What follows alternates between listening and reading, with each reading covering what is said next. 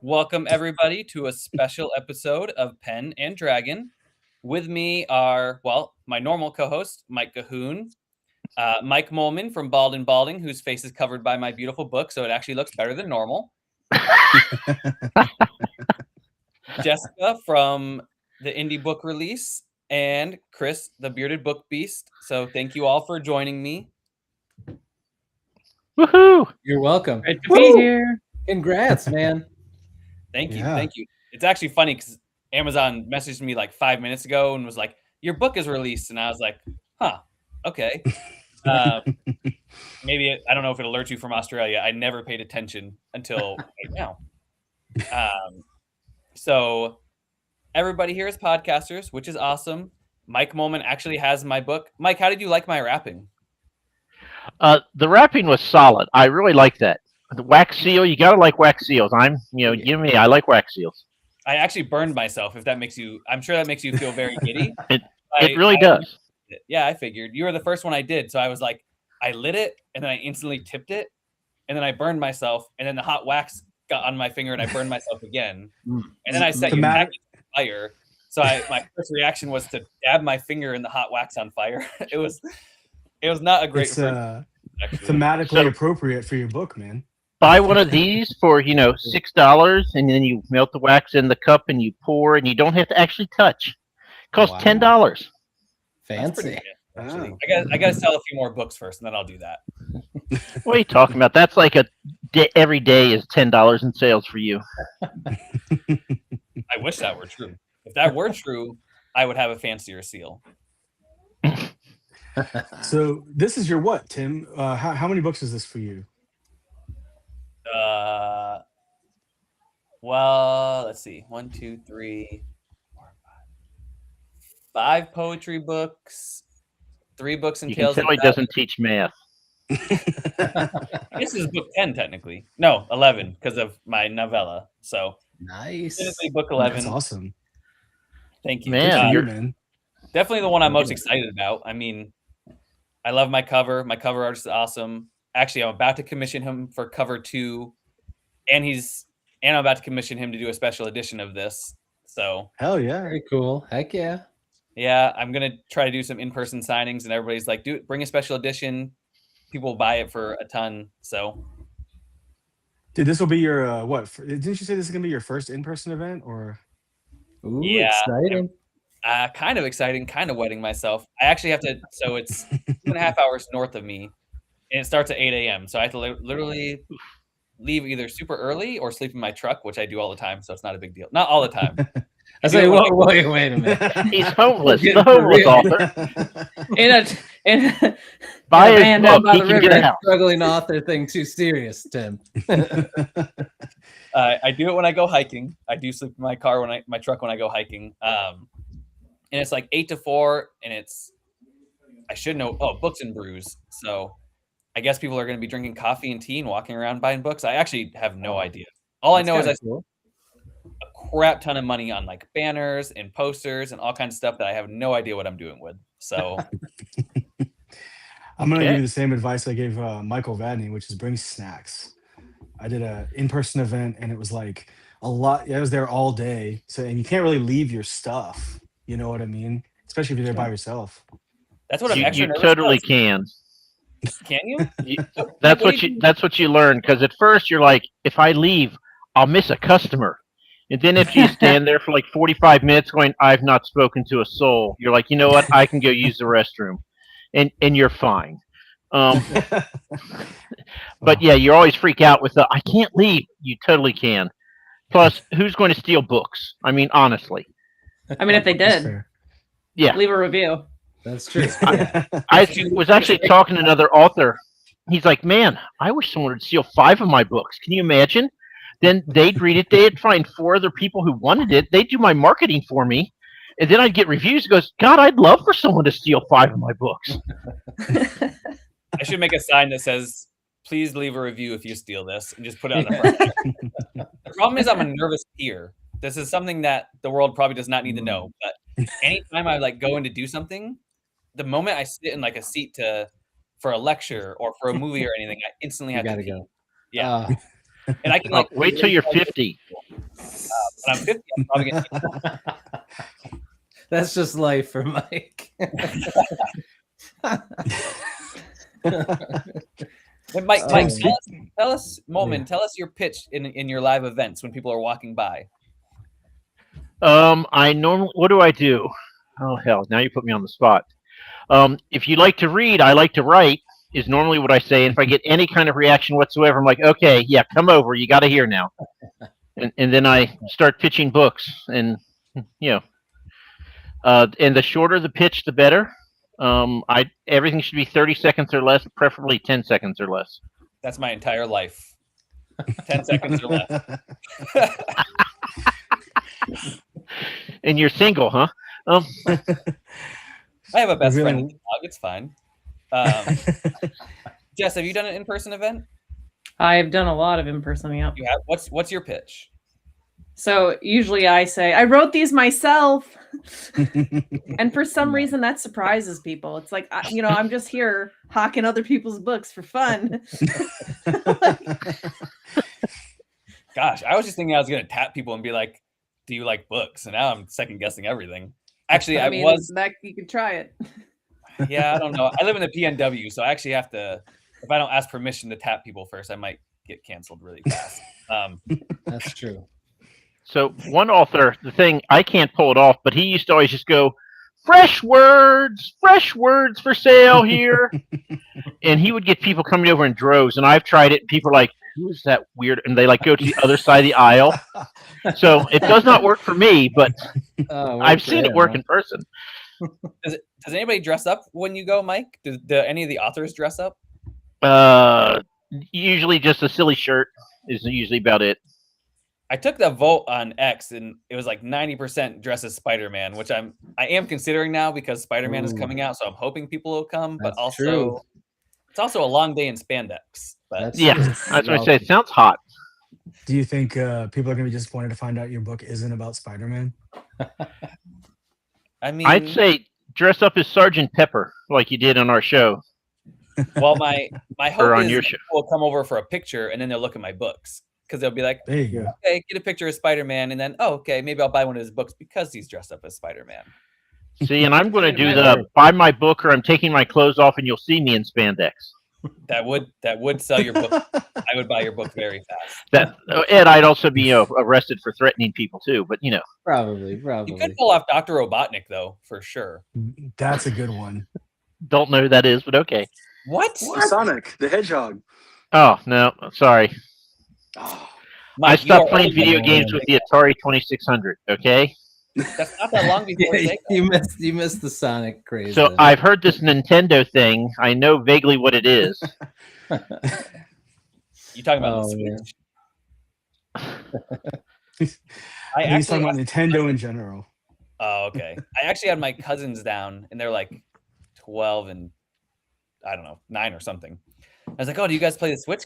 And they were like, "No, we just play Roblox." And I was like, "Man, you guys don't even play like Mario Kart?" And they were like, "No." I was like, "Dang."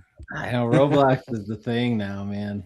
I'm trying to get my kids to play real games, but they just always want to do Roblox.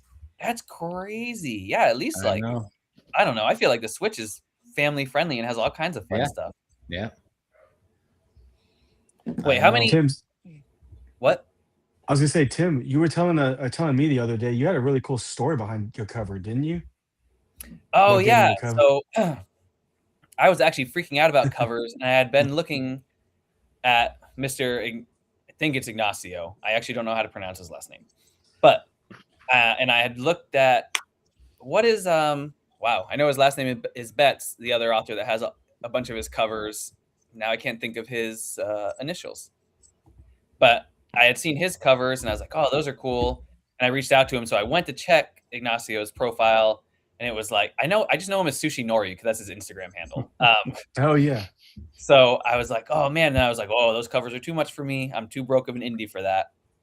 And then right after I had turned my phone off, I saw a notification, so I opened it, and he was right after I had got off his profile. He was like, hey, someone messaged me and just offered to pay for your cover. And I was like, what? I was like, first of all, weird timing. But second of all, who? And he was like, they told me to tell you Santa. So I am actually convinced that Santa Claus is real, first of all. Just so you know. So I am convinced, and I have decided to spend the whole year trying to be put on the nice list again so I can get another cover. But yeah, the whole thing was paid for. That's crazy. Pretty incredible. That's awesome. That's awesome. Super fan somewhere out there. Yeah. Yes, I don't know. I try to link it to my social media, trying to be very positive and kind, and trying to hype everybody up. I'm hoping that maybe it's just good karma coming back.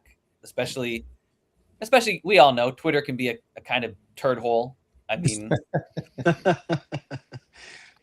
True. Although everybody here, well, except for Mike, is pretty positive on there. Mike Molman, to be specific. On Twitter, sure. Nowhere else, but on Twitter. Mike Molman, you're like the white Jedi or gray Jedi, whatever. You're like the balance. I don't get that reference either, but okay. Oh my gosh. All Mike Molman likes is T-Rexes. That's it. T-Rexes and dogs. Yeah. There you go. Oh man. You got to show off the jacket, man. The fit. Let's see that. Everybody that. I don't have my fancy vest on, and I'm wearing basketball shorts down below. So I'll just show. I'm kind of like interview look. I'm kind of like a bullet.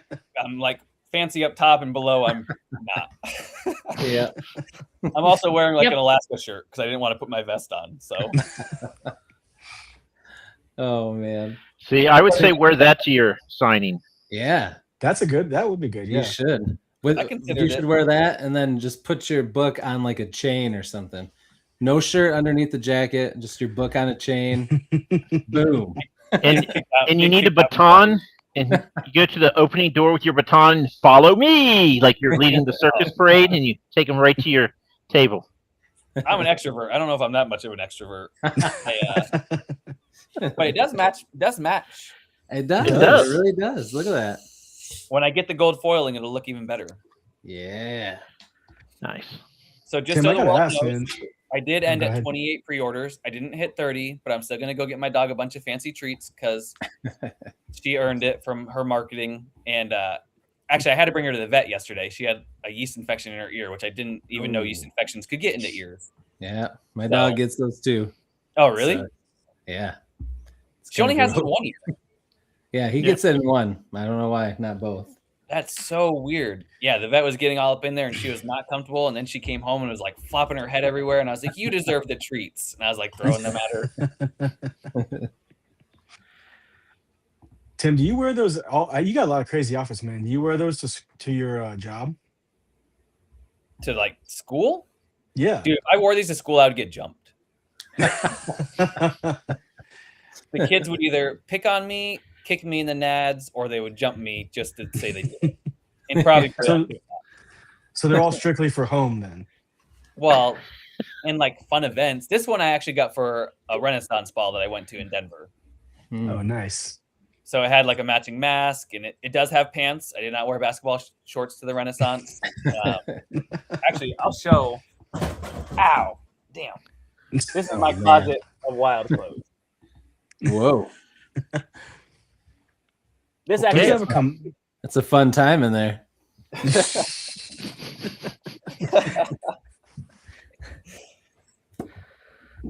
So, seeming on Pen and Dragon, we do book ratings. You guys want to rate my book cover? And you can do it honestly. I won't take it. Hell yeah. I won't take it salty. Yeah. Let's hold it up there again, Mike.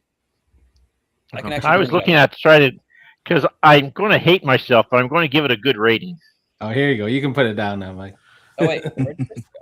Can I only put 4 people? I don't know. We Guys, don't like Chris anyway. I've never hosted. That's fine. Yeah, we usually have Isaac, our resident wizard, doing all this. Is he still alive, by the way? He is. He's celebrating holiday stuff with his family, I believe, or doing something. I don't know. I'm convinced he's a spy, but I don't know. Okay, we'll go back so we can see Chris's face. Oh, it's fine. Breaking news. I don't know why it says that, but I like it. I wish I could. I know that was kind of cool. Okay, what are we rating it out of? 1 to 10. 1 to 10. Okay. Dude, who's going first? This is definitely my favorite of your covers. I would give it a solid like 8 or 9 out of 10. It's a really good cover. Yeah, I'm with you, Mike, as far as that. Yep, I agree. It pains me to say this, but I would give it an 8. Oh, nice. Look at that. Across the board. It's good. It's a good cover. Yeah. Mike, give us your top 3 covers. I want to know, Mike Molman. What are your top 3? Like, what are your 10 out of 10 covers? Well, let me grab them. I got them stacked up. He's got them. He's prepared. One of them, at least, since I'm reading it, this is one of the best covers I've seen in years. That is a cool cover. Love this cover. I grew up reading all the books in the 80s where they put a scene from the book on the cover. This is what I like. This is what I do with my books. So, if you're retro 80s, I'm going to like your cover. If you do any artsy-fartsy crap, then it's a 2 out of 10 tops. So you like the Wheel of Time, then, if it wasn't 1,000 pages each? Well, that's yeah, I guess. It's not my favorite art, but it's the covers are good. That's the best thing about the series is the cover. It goes downhill after that. Okay, give us your 2 and 3, Mike Molman. I need 2 more. Oh, I don't know if I have 2 and 3. I would say probably up top here, Sunset Sovereign by Laura Huey. That one. Even though I do not like dragons, and I'm giving these high ratings of covers with dragons on them, kind of hurts me. And I actually like Platinum Tinted Darkness, but I like the first one with the Angel much better than this one. But I'm in the minority, so. What do you have against dragons? I went to an author's convention, and it's clarified for me because they had a talk that was, dragons are just giant cats. Discuss. And I was like, fair. And I hate cats with a passion. So now I have an understanding of why I hate dragons. They're overdone. Everyone fawns over them like they're the greatest thing. Oh, my God. Hate them. Okay, Jessica, Smaug. Smaug is the exception. I like Smaug. He is the best dragon. Okay, your take, Jessica. Let's hear your rebuttal because you're a dragon author. I mean, to be honest, I wrote my books because I was frustrated with how people were portraying them. So because they were just like talking friends, I was like, I don't like that. Like I don't like, or you got the shifter thing. That's kind of weird. I was like, I'm just gonna make them a little more like they're not quite beasts, but they're not like just people. So who's your favorite? See, I appreciate that. I could read those. And all this Dragon Rider crap. Ugh. Well, I'm curious what you'll think of mine then, Mike, because my editor did say, it gives off kind of Smauggy vibes, which I also agree he's the best dragon. So I'll be curious what you think of it. Who do you think's the best dragon, Jess? Can I pick my own now? You got to pull the Mike Molman and hold your book up in the middle of the podcast. Yeah. I've been waiting for Mike to do that, actually. Oh, there you go. There it is. The signature move. Yes. Yeah. Well, there we go. See, it's right here, He's not my favorite, though. I like Ruri best. My red dragon. Because he's got an attitude. What about you, Chris? Who's your favorite dragon? Man, I don't know. I don't know if I've read that many books with dragons in them. To be honest with you, like besides, I got so many. If you want to try them out, yeah, I was gonna say I'm gonna have to read your books. Man, yeah, I'd have to think about it. I don't know. Okay, what's your 10 out of 10 cover then? Give us 1 or 2. I knew you were gonna ask me that. Oh, there's so many good ones. I gotta look around. Ask somebody else so that a million covers behind you. I know. I was about to say, Chris and Isaac have the best 2 bookcases that I've seen. Okay, Cahoon, my fellow host, your favorite dragon and 10 out of 10 cover. Well, I'm not going to say small because that would have been my answer, but that's everybody's answer. Have you guys read King Sorrow? The new book by Joe Hill? Yeah. Dude, the dragon in that book was awesome. To be fair, I'm going to go with that answer. That's a good one. I was going to say, to be fair, it was a little bit of a cheat because it's like a demon dragon. Yeah, it's kind of like a dragon. Yeah. But I mean, it's awesome. It's a really good take on a dragon. It's very like Smogish in that it's evil and threatening and like actually intimidating, not your best friend. Actually, that was my worst part about this book. Was I've also actually read very few dragon books. So when I got to dragons fighting dragons, like a one-on-one dragon battle, which actually it's in book 2. But when I got to that, I was like, how the hell do dragons even fight? Do they fight like giant monitor lizards? I did like, it's the most research I've ever done for a book, which is ridiculous because the FBI is like, this guy looks up weird shit. And then all of a sudden he's just 20 hours of how dragons fight. That'll keep you out of jail. They're like, okay, so he's not a psycho. Well, he is. He's an author, but he's a harmless psycho. Yeah, I'm curious. I actually would love to see Stephen King's track record of like Google searches. Writers have the worst search histories of all time. Oh yeah. How long does it take a body to decompose in water? Things like. I was gonna say I'd love to see like Janelle's and Jan's. I'd love to see all their research histories. Because mine are like dragons fighting. What happens if certain limbs get severed and whatnot. And theirs, I'm sure, crazy. I was researching what happens if like you rupture your spleen the other day. That can just be medical. Yeah. That's also it's like dragon searches, and then I'm researching my dog's like bump under her tongue and like yeast infections. So my Google searches are all over the place. They're probably like dragons, yeast infections, tongue bumps. Nah, this guy's throwing the algorithm for a loop. Chris, did you find a book that you wanted to show us? I did. All right. So a little indie love here. I do love these books. All these covers are really good. Love all the colors. But one that maybe you haven't heard of is called X Heroes. It's like Avengers meets Walking Dead. And they're like cool like comic art. There's a zombie down there. So it's like Justice I've read League all those in books. a zombie world. They're good. They're super good. Peter Klein's all the covers are cool. They have like a different color on the spine. They look really cool on the shelf together. So I like those. I don't know. It's hard. I love a lot of covers. I do too. I also hate a lot of covers. Not as much as Mike Molman, but I was going to say, don't ask me about that second one Chris showed. I don't want to give my comments on what I think of that cover. Get out of here, Molman. Are you a easy cover lover, or are you in the middle somewhere?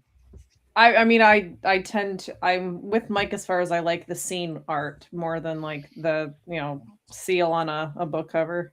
Like it's a crown or a flower. Those aren't cool to me. But I think one of my favorites is it's a Jeff Brown cover. The Prince of Fear is really cool. I almost grabbed that one. That is a good one. Yeah, every Jeff Brown covers. I know they're all. Yeah, there's no such thing as and there's no such thing as the gold standard nowadays. Pretty much him and what's the other guy that does really good indie covers? Is it Felix Ortiz? Yeah, Felix Ortiz always did good ones. Yeah, there's actually some great cover designers that are like coming up, and I don't know, they're really doing pretty well. Like Jess said, a lot of the covers that are in store now, you go in and it's like a dagger and a rose, or a dagger and a crown, or a crown with a leaf blood or something. And it's like, all these look like these authors got together and were like, you know what? We're just gonna mask the same cover with a little tweak. So it's the pre-made covers, man. A lot of those people get them all like they buy like 6 of them all in a pack, right? On a website. Yeah, there is a cover designer. They do, I don't know if it's a company or a girl or a boy or whatever. They're on Instagram. I forget their name all of a sudden. They do some pre-mades, but their pre-made sets all vary. like it looks really cool because they're all like I don't know, they have this transgression and like I don't know, they look pretty cool. They're also I'll be back. for me, but Mike's got to pee. Yeah, there it is. Well, I am stoked that I destroyed my pre-order. I mean, I never expect to get pre-orders because I don't know, pre-orders are hard. Some people want paperbacks, some people want hardcovers. I don't know. Right. But getting 28 was actually super incredible. I think actually a lot of them came from Threads, surprisingly, which because my following on Threads is not that good. But people would comment on a few of my posts, and I don't get that many comments, but the ones I did get, I would go check, and it was like, oh, pre-order. Sweet. Yeah, which was pretty cool. One was an indie that I've actually never interacted with, and she was like, I know what it's like to not get pre-orders, so I got your book. I'm excited to read it. And I was like, whoa. That's so cool. It was pretty cool. I do find it a little bit easier to target readers on Threads, I think, than on Twitter lately, especially with the algorithm switch. Now I feel like all I see is authors. Yeah. For the most part. So I didn't actually have to pee. I just thought of two covers that I really like. So, God's Blood. I will never read this book. It's way too thick and it's way too dark, but I love the cover. And then this one, I think it cost him $30 for the cover, but good old Mike Roberti. That is just an awesome cover. It's pre-made, and he's like, it's perfect for mine. I want it. Yeah. So I think it cost him like $30 for a cover, and that is one of the best ones I've seen. I do actually. I like both those covers. The second one is one of my favorite covers that I see floating around, though. I do like that one. Mm-hmm. Actually, the guy that did my flame cover, he had a pre-made one with like the serpent, and I was like, dude, I want that cover. And he's like, someone bought it like an hour ago. I was like, no. It was so cool. But yeah, he's doing, I guess he just posted like this is his first year, or last year was his first year doing it. He did all of Bet's covers for his like 5-book series. He did it for 2 covers for this other girl on Threads. I forget her name. But he's like doing quite a bit of covers. So I'm glad I caught him early. I feel like the people I feel like the people that caught Jeff early are lucky. Like Michael Widebrook, he did Poison Pass, and he's like, I'm glad I caught Jeff early for this one because he just like raised his rates, which is fair. I mean, and he was like, I'm so glad I caught him like 2 months before he raised. Tobias Youngblood, he signed up for a trilogy, and then he hit it big, and Jeff's like, well, I'm honoring the prices I quoted him, even though, it's 6 times higher now. Right. Yeah, that's pretty nice that he does that. Yeah. That's what I'm hoping for. I'm hoping my guy grandfathers me in, because I think now that he's going to get more work, he's going to be like, yeah, it's going to be more for people. So I'm hoping I'm grandfathered in. I think I have a trilogy written already for this. I think I was trying to get away from it and go to my passion project, but I don't want to leave it kind of open-ended. So I have a 4th book that I actually outlined kind of. And by outline, I mean I wrote like 5 sentences of what should happen. Count. Which is more than I ever do. So I was on like, a napkin somewhere? Yeah. It's on Google Docs. Because when I go to work, I can work on Google Docs. So I always have outline docs on Google Docs for when I'm bored in class. And I always have a novella that I'm working on and like 1 novel up, so I can kind of go between home and class. And then I'll edit my novels that I have on Word at home. So it's kind of like this back and forth thing I do, which I guess keeps me focused. I don't know. Hey, whatever works. Yeah. Yeah. I mean, the whole reason I even wrote this book as someone that hasn't really read much Dragons is because I saw this pre-made cover. It was like $25. This girl just did it on Canva and I was like, that's a cool cover. I'm just going to buy it to write a book about it just to see if I could do it. Because at that point, I didn't have any projects that I was really going into. So I bought it, wrote it based on this cover. And then the girl didn't really reply to me. I wanted something changed. She didn't reply to me. I was like, well, that's stupid. And I was like, I don't really want this cover. And so I had looked up this guy, and then it all worked out. Obviously, thank you, Santa Claus. But it actually literally just started out as like a challenge to myself. I was going to make it 1 book. Now I just edited, did my second round of editing for the 2nd book and finished the 3rd book like a month ago. So nice. How fast do you write your books? It depends. I can sit down and write like 10,000 words in like an hour. Jesus. Whether they're good or not is one thing, but I can do it. And then at work, like every day I go to work, I write between 3,000 and 10,000 because I go and teach whatever I have to teach, and I go to my computer and I type while they're doing their tests or whatever, and then I go back and I teach, and then I go back and I type. It That's a actually good it way to actually do it. makes my brain work better because I'm forced to get a break, and then I'm sit down and they're all quiet, hopefully.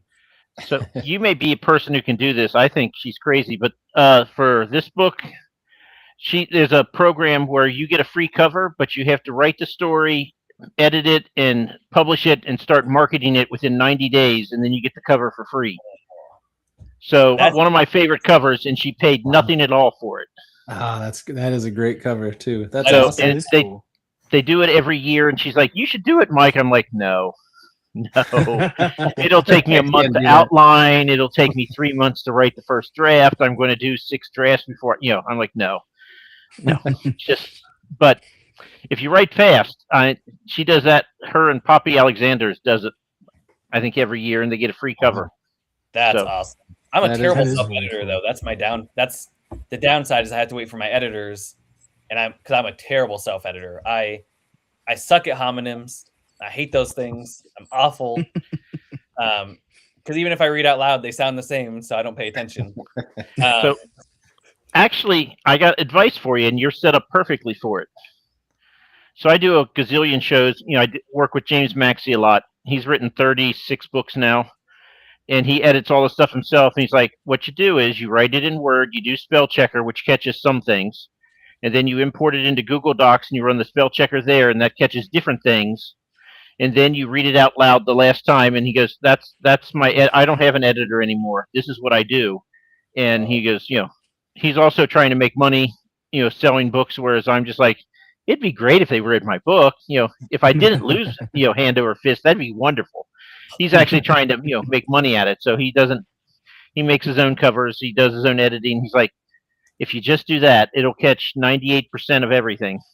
So that's pretty awesome. Well, I kind of like when my editors yell at me, though, because I get all excited. And I'm like, yeah, this book is awesome. And then my editors are like, hey, this part sucks. Hey, this is stupid. Hey, this is not a poetry book. Don't write it like this. And I'm like, thank you for bringing me back down to earth. You're right. I am still the worm. Do you like when Ro edits? No, Ro made me a little sad. That's a Gen X editor for you.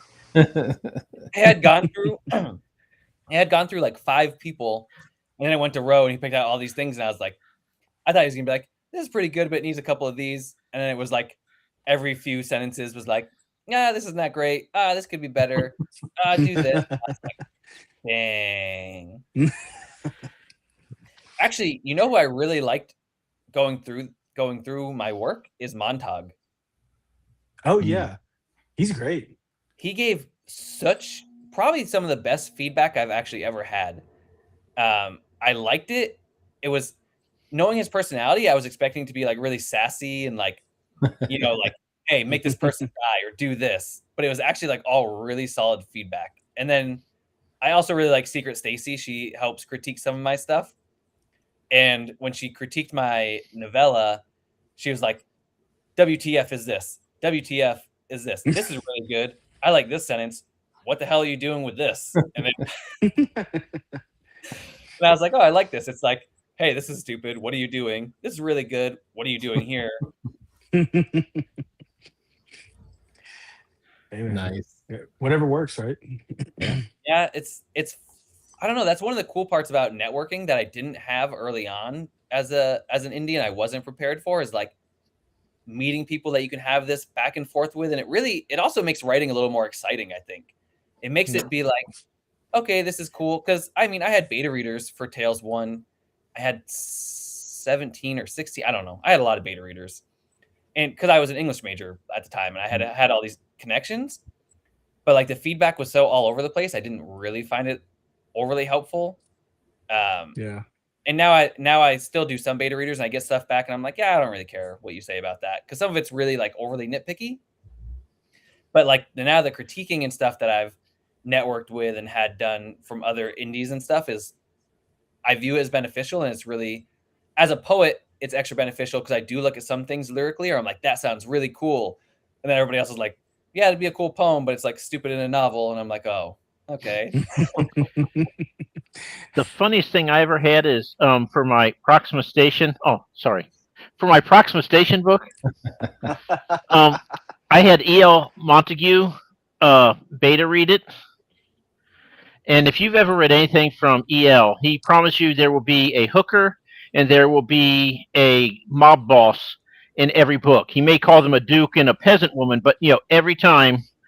And so he read that. He's like, "This isn't real. Like much more violence. There needs to be sex. And I'm just like, it's cozy, EL. It's cozy." And he's like, "Nope, not unrealistic. You have to have battles, have sex, violence." And I'm like, "Okay, thanks. Don't know what I was expecting, but thanks." Wait, is it Montague? Wow, I'm sorry. I'm sorry, EL. I thought it was Montag. Whoops. No, I was like, I don't know this Montag, but yeah, EL. I figured that's what you meant, but I was like, shoot, maybe I've been saying it wrong. Damn. I mean, dang. Well, that's always why I'm afraid to pronounce people's names. Because I'm always like, I have no idea. Actually, Mike, you might like my book I'm editing right now because it has a space dog. Awesome. There you go.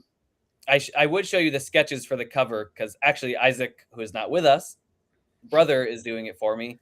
And he's awesome. And it's supposed to be like this ridiculous.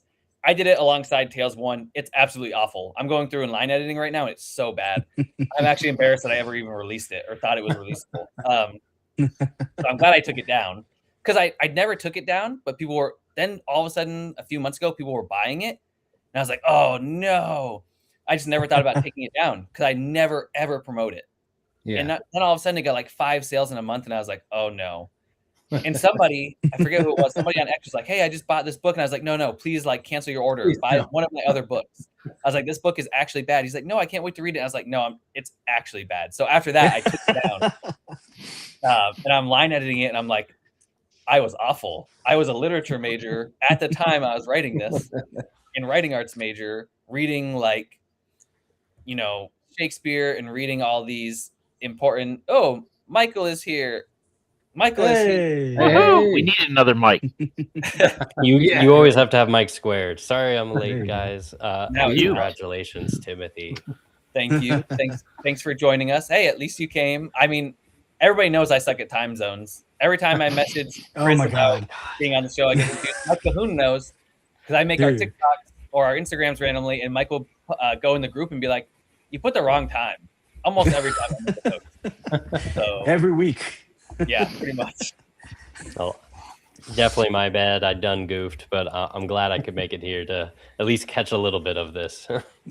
Yeah, we appreciate you being here. Actually, I was just going to bring up after our first episode, Mike, well, all the mics, I guess, but Mike Molman, because he is the plug king. That sounds really dirty and weird, but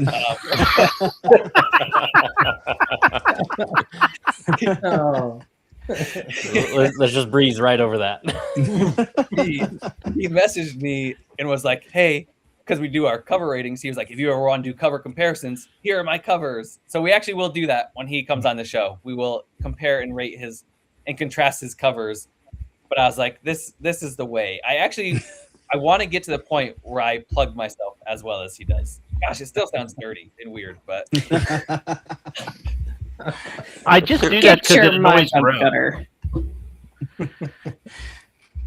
And the new Michael edition, he also is great at promoting himself. So you guys, if I could find a way to blend you two together, which would be a really weird picture.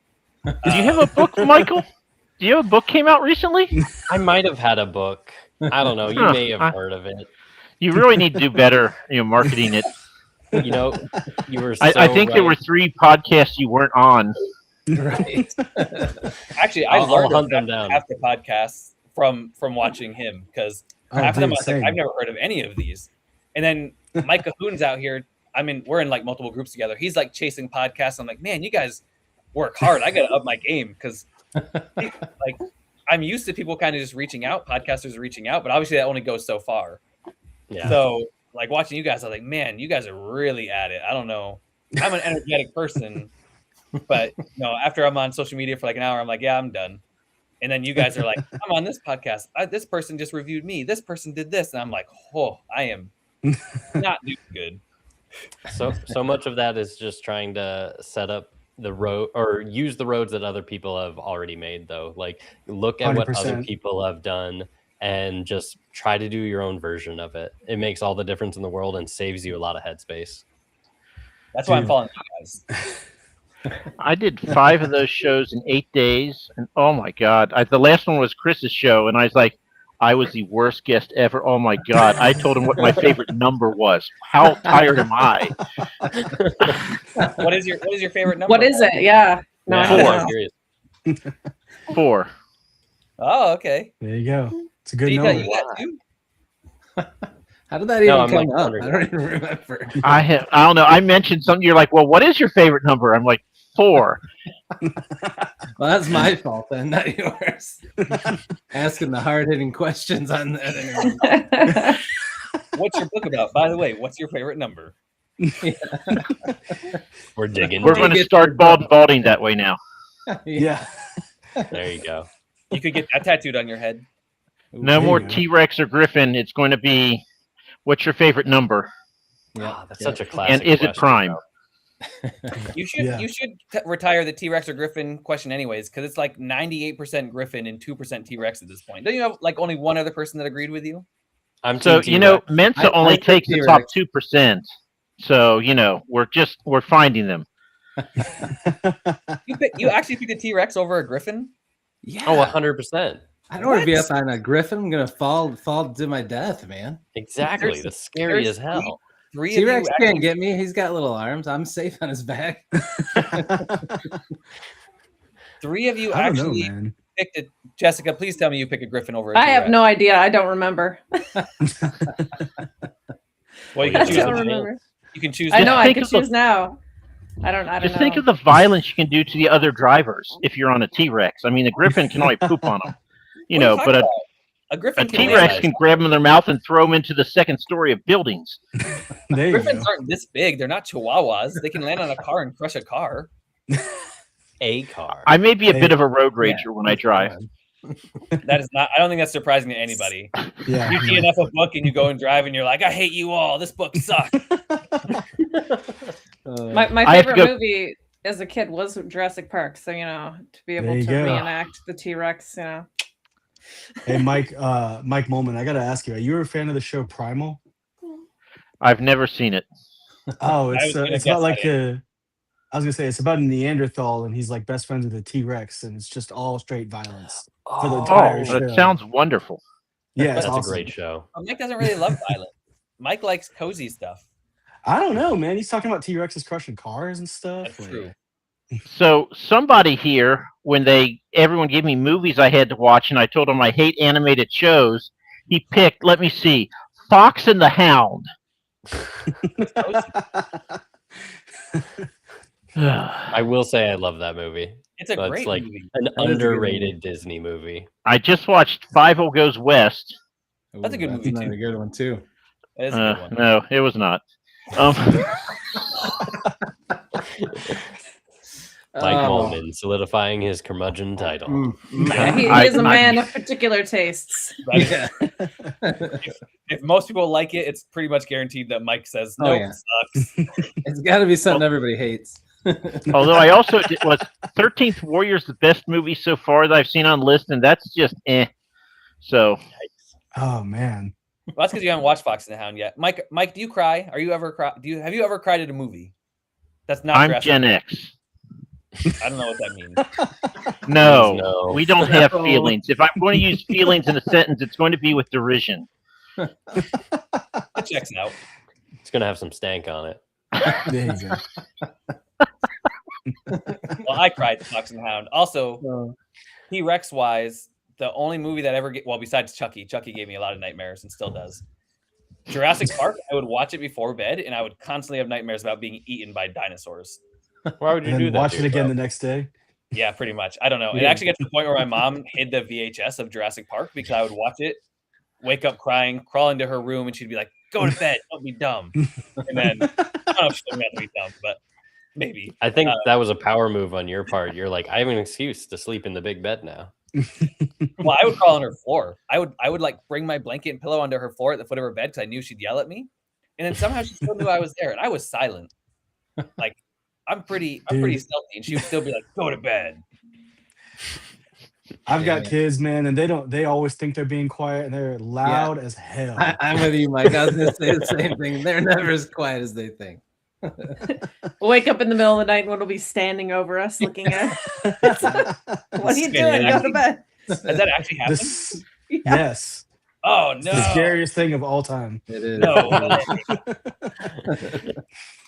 I think I would probably pee myself. I don't know if you guys ever played the video game Fear, but there was like that little girl that would like laugh and then she'd show up out of nowhere, and I like almost wet myself. I obviously have a peeing problem, apparently. I was gonna say, how many times have you mentioned that in 40? Has this come up multiple times now? Yeah. I have concerns. You should see a doctor. I probably should. I blame my 7th grade substitute because she would never let me go pee, and then I actually peed my pants. If anybody is curious, I actually did pee my pants in class because I promised her, though. It was a purposeful pee.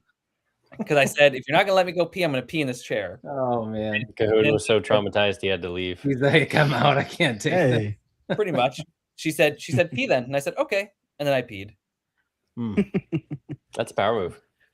I forgot to be showing these.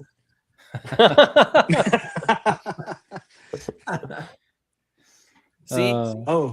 I totally forgot this was like a live thing. And people people are watching us right now. I'm a terrible host. Derek, that's because I'm glad that you're here, but I'm poor and it won't let me put more than 6 people in. I've never hosted before, so I didn't know this. Oh, sorry, I took the last spot. Mr. EL did correct me in the chat. I'm going back and showing all the people probably left already. Montag. Let's just all do Montag. Montag. I'm sure he never got that, and it's not at all annoying. I just finished one of his stories today, actually. Oh, really? Nice. Well, there you go. Did you like it? We all should know. I do I like his writing. I like his prose. His stories are definitely on the darker side, so it's not going to be everybody's cup of tea, but he is a good writer. I like it a lot.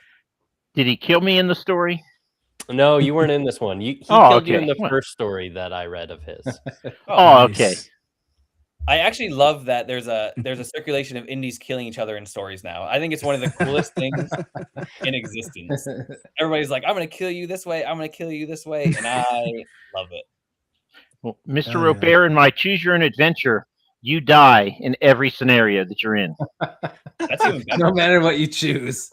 I actually, being killed in people's work to me is a sign of true love. So there you go. Tell yourself whatever you have to. That's fine. I need to start murdering people in my books. Right? What I'm hearing. Come on, man. Wait, is your book YA or is it? It is not. People do die and bad things happen to them. Just nobody with names that I know. And not like not EL level of death, probably. No. Actually, in university, I feel like I said this on Bearded Book Beast once. I can't remember. Maybe I didn't. I was actually cast as Lucifer and forced to be Lucifer because I see that. we were in a. That's what everybody says. We were in a playwriting class and we had to write plays and then we had to act them out on the stage in front of people, which is crazy. And this guy, his name is Jamie, big dude, typical looking writer. And he was like, hey, I wrote a play and it's about Lucifer and he interacts with this witch and it's this whole thing. He's like, you're Lucifer. And I was like, no, I'm not. I was like, I'm not playing Lucifer. I grew up in a Christian household. My mom won't respect this. And he was like, no. He's like, I wrote this part and it said Timmy. And I was like, what are you talking about? He's like, you're Lucifer. And I was like, fine, whatever. I'll be Lucifer. So I get done and everybody's like, after all the plays are done, everybody's like, dude, you are the perfect Lucifer. And I was like, this does not feel like a compliment. I am not surprised that you are a theater guy, given your lovely jackets. I was going to ask you where you get all of them because I see them on your guys' shows and I applaud them as a fellow theater guy. Thank you. I have to buy more. I think I'm running out a bit. I do get them all over the place. Some of them I actually bought in India, some in Mongolia. I just like randomly buy them. I don't know. I have a shopping issue maybe, but for weird shit. That list of issues is just getting longer and longer the more I'm on this call. It is a plethora. It is a plethora of them. Thank you, Derek. I actually sent Derek's book out today. He also bought a hardcover, so I gave him a nice and sent his book out today. I did not burn my finger on his seal, thank God. Dude, speaking of your book, are you gonna tell us about your book? Aren't you supposed this is supposed to be a book launch, like you're supposed to pitch your book at some tell people what it's about. Yeah, tell us about it. I guess even we're winding an down. hour into the show. Yeah, I say we're winding down time. I might as well. Okay. So the Lord of Doom is rising. He's like an ancient mage that's been sent away into his own little area. He's on the rise. And then on the opposite side of the world, there's Tiberius, who's the main character. He ends up getting attacked by these dark warriors. And then a mage comes and saves him, but a grumpy mage. I kind of wanted him to be like Gandalf if Gandalf was pissed off all the time. So like George R. R. Martin's version of Gandalf, I guess, but without killing everybody. And I actually wanted to make this book more family friendly, so it's not that violent compared to my other work, which is weird. There's not even any cursing, not real cursing. Anyways, they end up journeying basically for Almandraaz the dragon. And once they find him, he reveals some information to Tiberius that he is the Prince of Flame. And they end up going to war with Doom. And there is 2 other dragons. He ends up going to war with the Lord of Doom. And then it kind of gets murky from there because Almandraaz has this vendetta against the mages, whether they're good or bad, doesn't matter. And you find out some history there. So it's a fun journey, I think. I don't want to give away too much because I finally actually got pre-orders for one of the first times in my life. So congratulations, man. Yeah. Thank you. And I actually reached out to ARC readers, which is something I'm terrible at, that you guys probably excel at. You would think as much as I talk, I would actually reach out to people more, but I have this weird anxiety about bothering people, which I got to get over because watching you guys are like, no shame. I'm talking to everybody. Doesn't matter. But yeah, it's like a fun journey. I'm sure in part it's probably reminiscent of my journey through the Wheel of Time without so many words in some ways. Because that's all I've been reading for a year and a half now almost. Well, the Wheel of Time could afford to lose a few words. No, I'm actually almost done book 11, which and it's actually by far been like the best book that he's done. So, but I've never read Sanderson, so it's going to be weird going into book 12 because I have no idea what Sanderson is like. But it's been an epic journey, and I wanted, like I said, I bought the cover before this cover. I bought a different cover, wrote the book. Kind of wanted it to be more fun for everybody than my anthropomorphic kitties and doggies stabbing each other to death. So yeah, so hopefully it's funner, cleaner for people that don't want gratuitous violence. Sorry, EL. It sounds awesome, man. Yeah, it does. I hope so. And if it's not, then I'm just going to delete my Twitter and threads and go into hiding until my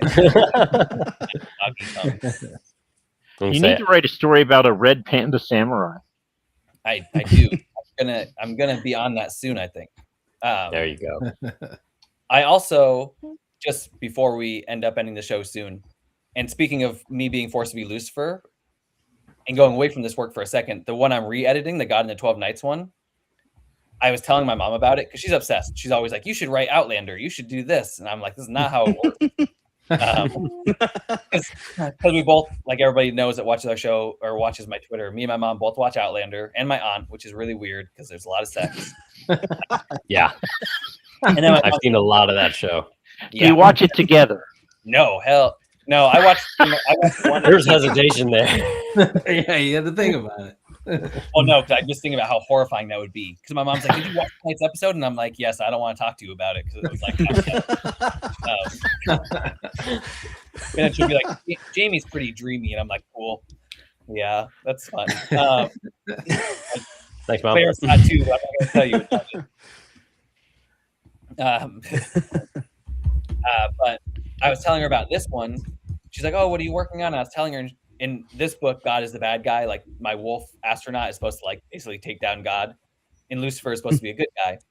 And she's like, "Why are you writing this?" Because I've come from a Catholic family, And I was like, it's fantasy, Mom. It's not real. And she's like, why are you fantasizing about Lucifer being good and God being bad? Like, that's not what fantasy means necessarily. I'm not fantasizing about that particular scenario. So it's cool. I don't know if any of you have religious parents, but when you talk about fantasy with them, it's pretty fun. I'm imagining so. Oh yeah. My mother was a creationist, so yeah, that would have been fun. Is that the spaghetti monster one? I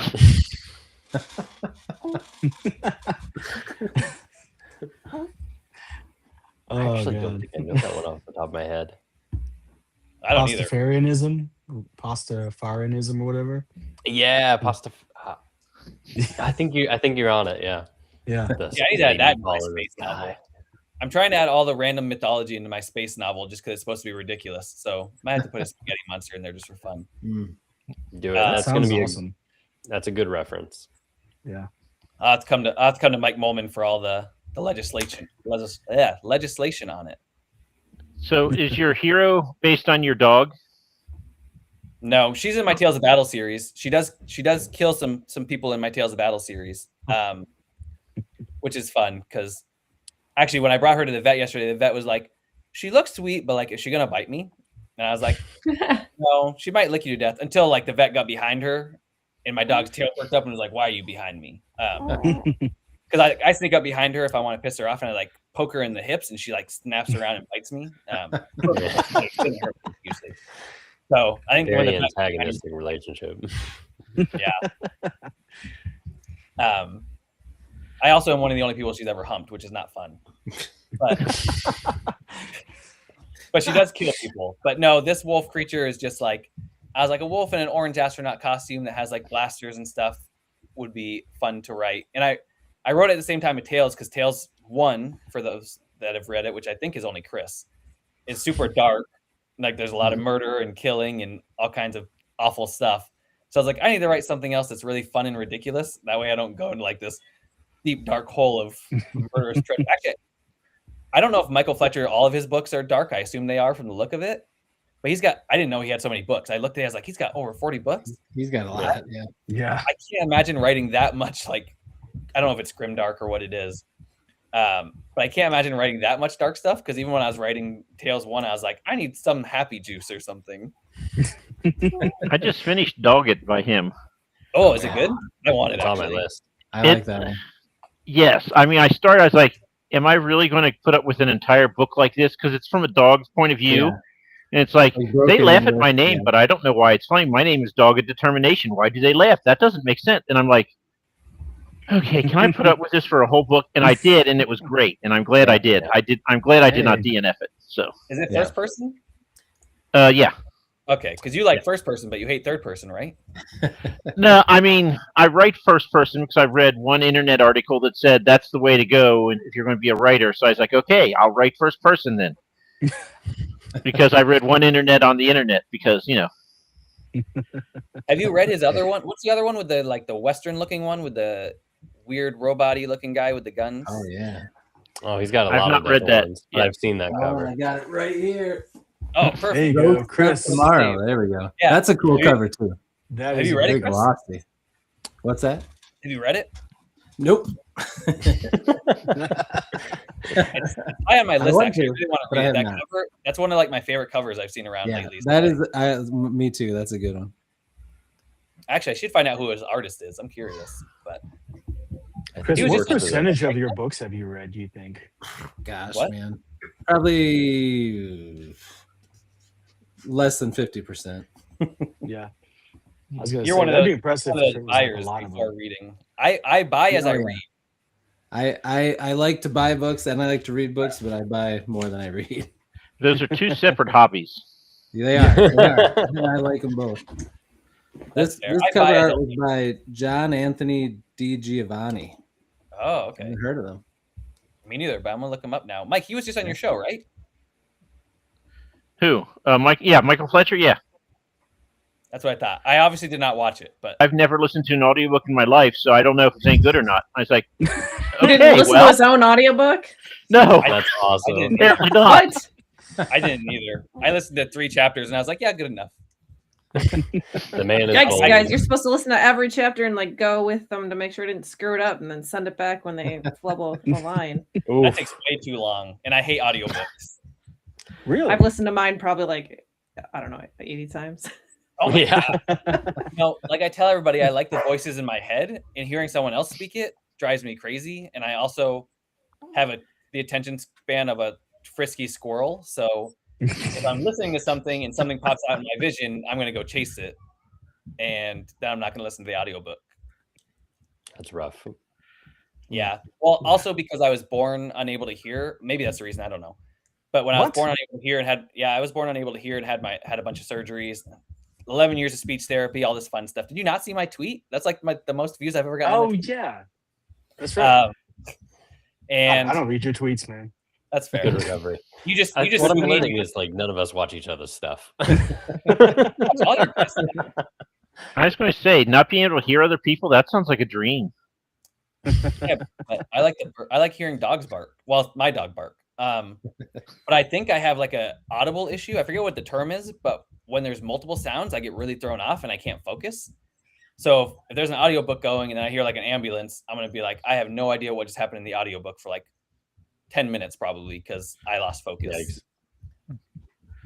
Well, good thing you don't work in ambulances because you could lose track of what's going on there, and that'd be much worse. That would be bad. That'd be bad. Not where I live in Portland. It would just be a lot of overdoses and whatever, Narcan. So it's fine. Yeah. But okay, we've gone to an hour. I know it's late for everybody else. I appreciate the third Michael for popping in after his. Did you have an interview, or did you? I was interviewing someone for Author Adjacent. Oh, nice. Okay. Oh, nice. I appreciate everybody. Who was it? Yeah, Adrian. Oh, Okay. nice. Nice. Adrian who? Adrian M. Gibson for his Murder Most Fungal book tour that he's doing right now. Oh, If anything, being in all of these, okay, first of all, I hate that I'm on Discord because I always knew if I got Discord, I'd be in too many groups. And now that I'm in all these groups, everybody's like, this person. I'm like, who is that? And everybody's like, how do you know this person? And I'm like, I don't know anything. I literally know nothing. I pay no attention. I go on, I tweet, I read some tweets, I share some tweets, some threads. And then you run away. Yeah. We call him Jon Snow. Yeah. I was thinking I do post that in the group a lot. In the group that Jess and Mike Cahoon are in, I'm always like, I'm just Jon Snow. Just assume I don't know anything because I don't. So thank you everybody for coming and being a part of this. This is actually like my favorite day of being an author so far is this book, which is weird because I bought a random cover and wrote it. But this is like networking, being here with people that I respect all of you. I actually like all of you a lot. I appreciate you and I respect all of you. You all have like a lot more fervor and a lot more tenacity in a lot of ways than I do. So it's pretty cool. I had to say it about Mike Cahoon because I see him every week, but I appreciate you coming and celebrating. I appreciate the 28 people that pre-ordered because that broke my record by 12, and none of my family even pre-ordered this one. So my record for my other one was actually like 12, I think. So I shattered it by a lot. For those of you that were hoping to hit 30, I will go and buy my dog a bunch of yak cheese treats and beef whatever she eats. I don't know. Buy her all of her stuff. I don't know. Mud Bay. I spend way too much money at Mud Bay, but thank you, Ia. It is awesome. I'm super thankful. It's not 50 like Michael, but I only tried like 10% how hard he tried, so I accept that. You got more bang for your buck. That's true. Yes. If I did what you did, I'll go run my Spartan races and hike my mountains, but your social media presence is way I don't know. Like I said, I'm a sporadic squirrel. I can't focus long enough, and I open and I'm like, no, you're doing great. And if he wore your outfits, Tim, he would have sold twice as many pre-orders. That's where the power truly lies. Yeah, the outfits are doing the heavy lifting for you for sure. That's true. That's why I'm pretty convinced I'm going to dress up as Spider-Man for my signing. As much as I don't necessarily want to, I'm probably going to. Oh, that just sounds hot. Yeah. And what if you have to pee? Oh no, that's right. I can't because then I had to zip myself up in the back, and I don't know anybody going, so I can't be like, "Hey, random fellow author, can you zip me off?" Oh, I Could you think I'd follow pay me to into see this you just call, in the store please? going, "Hey, can you zip me up?" I guess I could get a clothes hanger. Don't girls like when they do the dresses have like a clothes hanger thing that they? Oh no, there's like a back scratcher thing that people use for dresses, and they like zip it up. I guess I could get one. There you go. Had to get one more P reference in before we go. Yeah, exactly. And think about that, though. Wearing a onesie to go pee and then having to zip up my own back is not fun. Still might do it. What's the problem? Well, I can't even wear Depends because it'll show through my suit.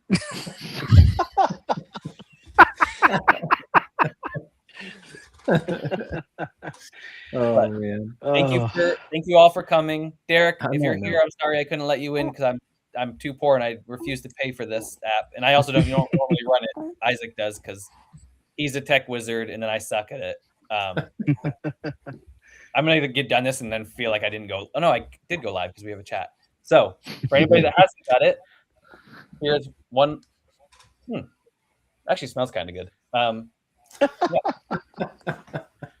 Mike, why does yours look better than mine? Is it your camera? Or I don't know. Yours They both look great. I'm the oldest person here. Don't ask me tech questions. I guarantee you're about as good as I am. So I appreciate you all for coming. I look forward to seeing you all. Thank you for your support and thank you for everybody that tuned in. And sorry, EL, that I butchered your last name. I still think Montague sounds better than Montague, though. So I'm only half sorry. So just so everybody knows before we leave, like and subscribe. And Hey, and Dragon, 9 p.m. Eastern time on Mondays. And Mike Cahoon will be there this week. Isaac, I don't know. I will be there because I'm always am. And there will be and I'll be there. Mike will be there. In the comments. Wait, is EL's name actually Romeo? I'm very gullible. No. So No. Oh, Romeo and Juliet. Oh, yeah, okay. The reference took a minute. I was on like and subscribe. You teach English, do you? Huh. Interesting. I actually took 2 classes on Shakespeare too. Actually, before we go, my professor was like, "Who is everybody's favorite Shakespeare character?" And I didn't want to raise my hand because mine is Lady Macbeth, and I knew how she would respond because I knew her. And my friend sitting next to me was like, "Timmy's is Lady Macbeth," and she was like, "That is grotesque and disgusting. She talks about dashing a baby's brain," and I was like, "Yeah, but it's such a good line." So I'm pretty sure my Shakespeare teacher actually thought I was a psychopath, which is fine. But like and subscribe. There will be a cover reveal on this Monday's episode. We will be doing the third and final piece of literature versus movies, which will be Star Wars and The Wheel of Time. We will be doing a cover rating that you will find out then. And if you haven't liked and subscribed to everybody else's podcast here, you all can shout out your podcast real quick before we go. Mike Molman, lead it off. Balding. You'll have to guess which one I am. And hello, folks. Author adjacent, author interviews. You've seen a few of these people on this show already. Bearded Book Beast, same author interviews, some videos sometimes, but like to have a good time. So see you there. And then indie book release. I talk to folks when their book comes out. So if you have a book coming out, you can reach out to me, Jessica Barbary, and I can get you on and talk to you for a while. Nice. Yep. And Mike Molman just says random crap on his balding. They just talk. True. They have you on for your book, and then they don't mention your book, and then they just talk about. Look, They talk about everything that he hates. That's true. I'm just there for sex appeal, okay? That's why I'm the pretty one. All right. Well, thank you again for everybody that's joining us. Thank you guys for being here for celebrating. I appreciate you all. I will see all of you in the various groups that we are all in because it's a small world after all. Like and subscribe to Pen and Dragon. Follow us at Pen and Dragon _pod on Instagram and TikTok. And keep track of how many times I mess up the time zones on there. We need to put a running tally. We should actually. It'd be like a swear jar, but